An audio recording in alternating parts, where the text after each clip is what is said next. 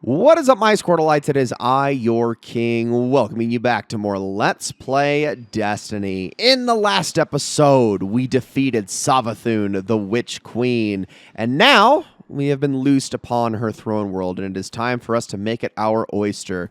We have a whole lot to explore around here, many different secrets to uncover. We got a pyramid ship to investigate, a raid to complete, and all in due time. But we're going to start off very simply today by just going over the throne world and the activities within. There is one new public event that we can do here, the rest of which are reprised from other locations, such as the old wizard ritual event on Titan. We also have the Dark Ether ritual that is in the Dreaming City and used to be in the Tangled Shore, and many, many other things. But first things first, let's start talking about the different areas that are here in the throne world. Now, there are three in particular. The Quagmire, which is the only landing zone. Probably my biggest gripe with the throne world is that this is the only landing zone. We also have the Fluorescent Canal and the Miasma. Now, these all lead to different places. The Miasma is how we generally get to Savathun's temple. The Fluorescent Canal leads to the Court of Thorns. And the Quagmire also has its own places that it leads to, although mainly just to the other two areas that are off in the distance. Now, there's a few things that I want to talk about. First things first, gold patrols, okay? Now, these have technically been in locations before, but this is where they really started to have a lot of meaning to them. If you ever see a patrol that has a certain icon, usually an assassination patrol like this, you're going to want to start it up. Come on, neon nerds. We're both on the side of the light here, yeah? Why don't you come sit down with one of my guys? Promise they won't bite. So that voice right there, you may not recognize that voice immediately because we haven't actually met this character yet. And I won't be telling you their name, but all you need to know now is that that is Savathun's ghost. He managed to escape in the chaos of Savathun's death and get away from this entire situation. So he is somebody that we're going to be dealing with much, much later. But for now, that's all that voice means to you. For the most part, when you are starting patrols here in the throne world, he's actually giving them out to the Lightbearer Hive, and you are basically stealing their patrols from them and doing them yourselves to get the rewards that you want. This isn't always the case, but that's how these generally tend to work. Now, I'm going to head deeper into this area, and we're going to get this first one done. And we're just going to kind of explore the main three areas of the patrol space before we start worrying about lost sectors and the like. That'll probably be the next episode for the most part, but we're just going to light our way as we get through here. I believe this is going to take us down to one of the major fight areas in the campaign. You might recognize the room once we get to it.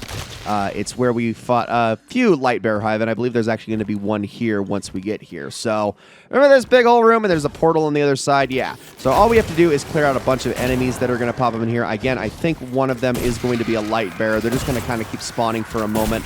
Just take them out with Le Monarch, as you do. And eventually, we'll get to see the fruits of our labor for having completed a patrol, a gold patrol in particular. Because like I said, these are a lot more worth it than the rest. All right, so I'm going to do that really quickly, and then let's kill you. Keep you guys all together.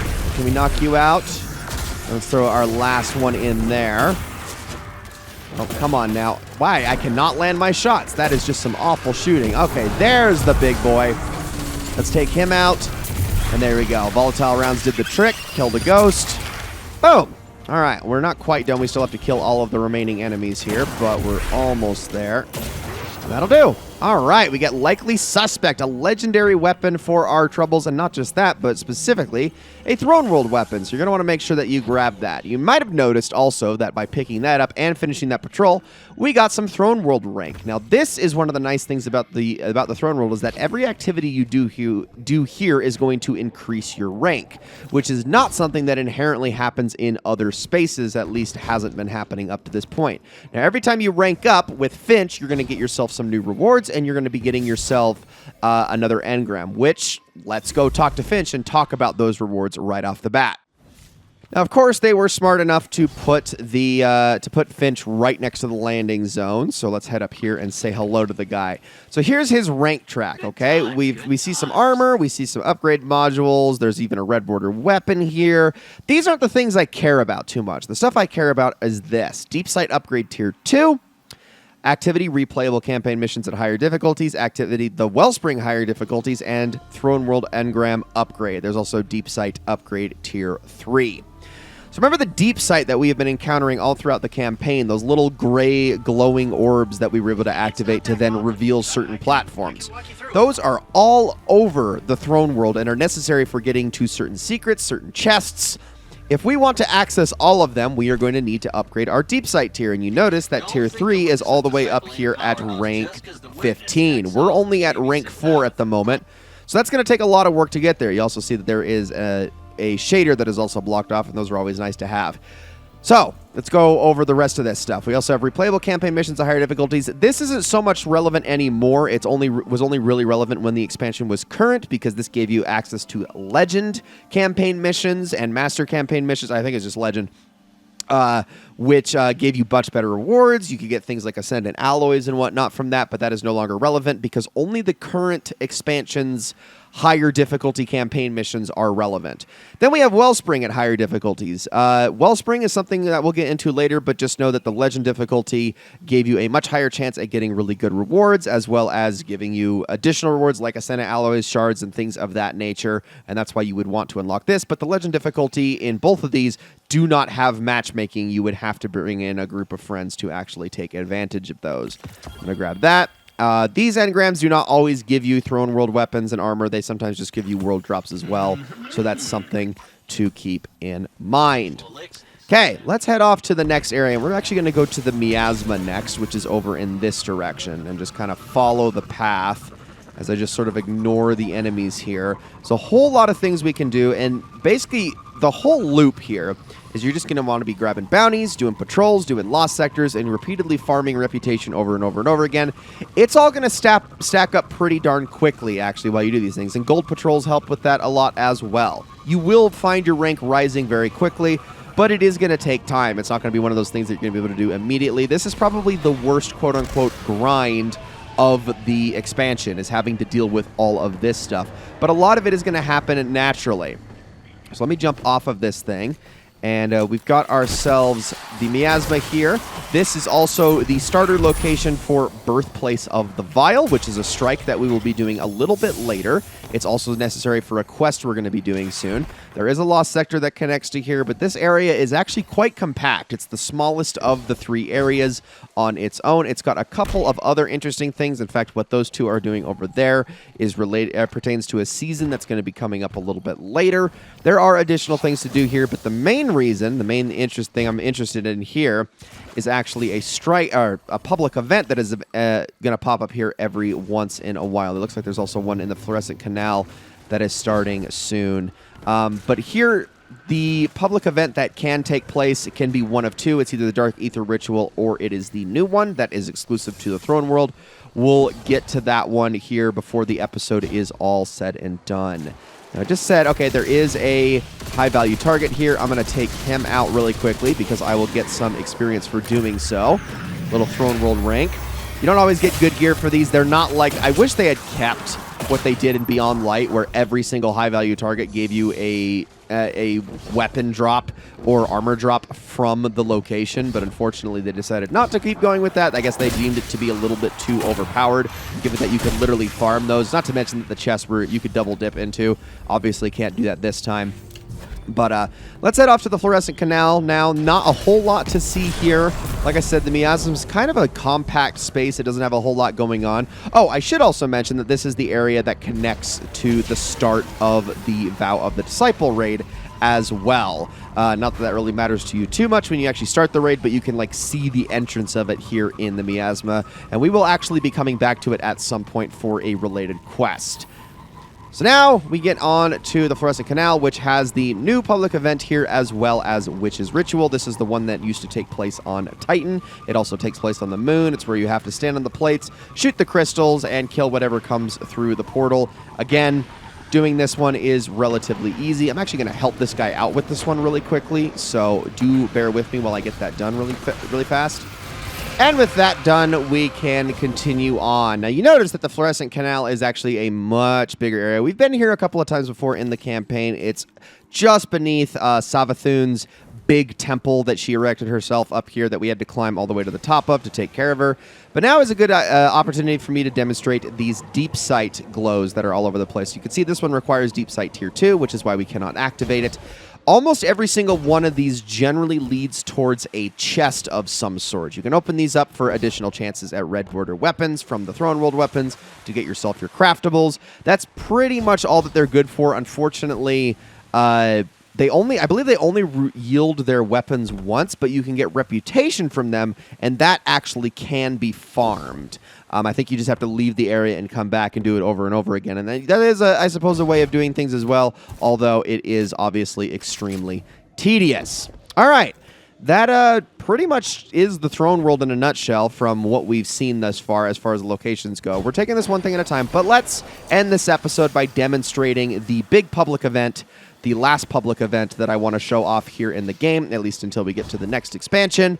So let's head... Oh, wait, actually, I probably should show this off first, too. Oh, look at the thing tipped over. This is hilarious. Okay, one other thing that you can get is these right here, these little moths right here. Now, I'm not going to be able to get this one yet because I haven't actually... well, no, I can. Hold on. Is it going to let me? It's really glitching out. Let's get it. Come on. There we go. Okay, we did get it. So you can get a good bit of Throne World rank for doing that. There is a moth that is sequestered in each location here in the Throne World, and the collectibles for the moths are actually going to show up in a spot right next to Finch.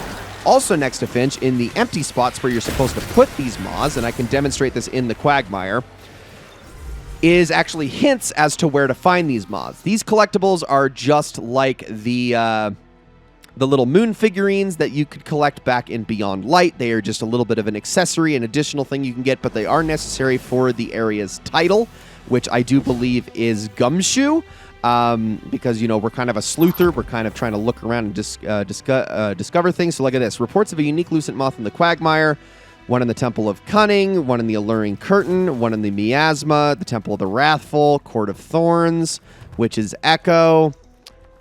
And then I can add this one because that's the one I just collected. And you can see it puts it down, and now it's there. And you can see the Lepidopterist is now part of, or is now going up. Once we get every single one of these mods, we will complete that triumph for the title as well as for the triumph score. And I do also believe it contributes towards a lore book as well.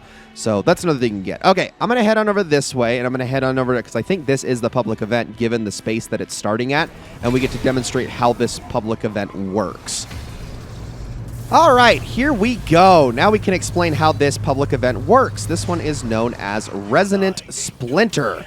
What we're going to do is we're going to take out all of these enemies, and as soon as we do, we're going to be able to ferry this cart here.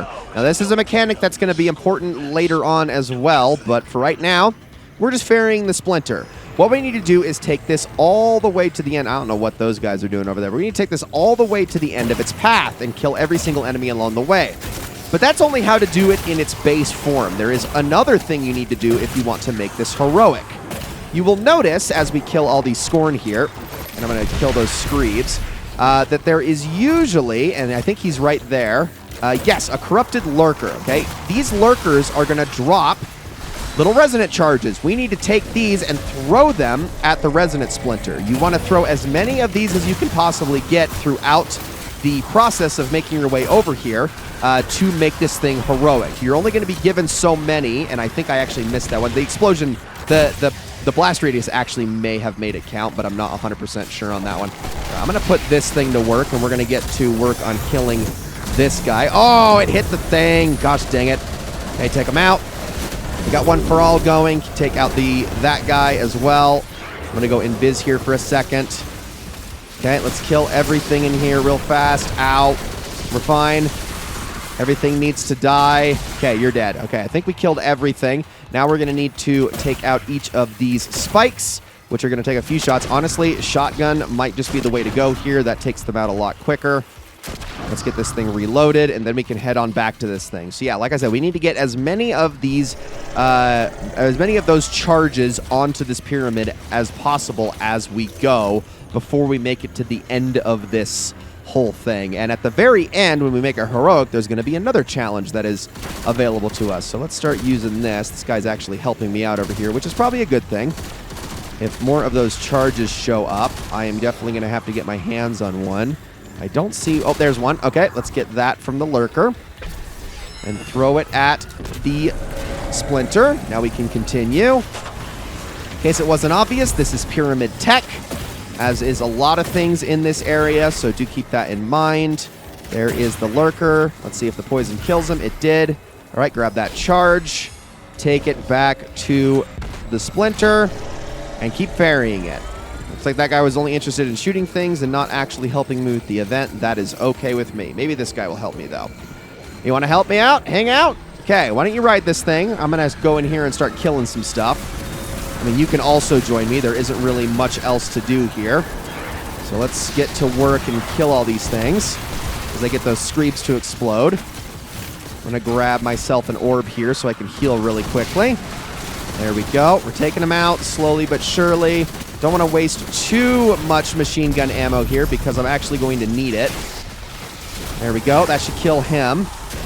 Now, if I can just knock the rest of these guys out, we can get these spikes all taken care of. You want to kill that last one for me, dude? Not the spike, but the enemy. Thank you. Good job. All right, now back to the splinter we go. Although, this is where I have to be really, really careful, and hopefully he... Okay, he is coming back. That's good, because it's very easy for people who do not know what they're doing to absolutely ruin your chance at a heroic if you're not careful. This is generally where, as this gets closer, I like to kind of go ahead real quick so that I can bring the resonant charges over here and dunk them myself. Because a lot of times people do not know how to trigger these heroics. So we need one more. There is another lurker over here. Let's get rid of him as I get those volatile rounds going. Throw another one at the splinter.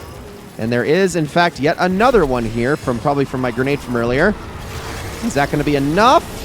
Oh, gosh, we need more. That still isn't enough, huh? It's honestly, you know why I don't think it's enough is because I don't think we got it here fast enough. I think you have to have at least a minute to spare or it won't count it, and that's probably why. Well, shoot. I was really hoping to show that. So what happens is if you can actually get that that thing to go heroic, and there are enough lurkers here that I could have done it, but there needed to be a full 60 seconds left. A few bosses are going to show up, and then a time limit is going to reset to 2 minutes, and you need to kill all of those scorned bosses before all is said and done to get the heroic clear. But doing that solo kind of made that impossible, so... I mean, it is very doable to do it solo. You just have to kill the enemies more efficiently than I was, but it was not my finest... It was not my best performance, if I'm being completely honest. So I'm going to see if I can go get another one started, and maybe I can show the heroic there. Okay, I got it to actually proc this time because I had help. So as we start to approach the end here, we're going to have a whole lot more enemies spawn. And looks like he's going to put a bubble down, but it's not until we really get to the end here that the big guy is going to spawn. So somebody is still ferrying that over, which is good. We've almost got it. Thank you, ND9. And once it gets here to the very end, this is where we're going to have to deal with the big guy, I believe. Okay, here we go. So they're going to start spawning right here. And I'm going to throw one there, and then another one there. I'm just going to tag both of them and let everybody kind of wail into them.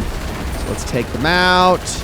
Come on. There we go. You got fourth time's the charm going, and I think the other one died too. And there we go. Very, very simple. Once you actually have people willing to do the thing with you for the most, if not the entire time, it's a lot more doable. Now, these enemies are going to spawn in. You can kill them if you want, but you know what's going to also kill them? Is that blast right there. And there you go. That is how you do the heroic Resonant Splinter event. The device was some sort of super weapon. The energy I detected within is extremely volatile, way beyond expected levels. The Scorn have an insatiable appetite for destruction, clearly fed by the Witness. Then it's our job to starve them, every chance we get. Thanks, Ikora. And ladies and gentlemen, that is going to be it for this episode of Let's Play Destiny. I hope you all enjoyed it very, very much. In the next episode, we got 3 lost sectors to go and explore, 1 in each location. We're going to be going over all of those. Thank you all so very much for watching, and I will see you all in the next one.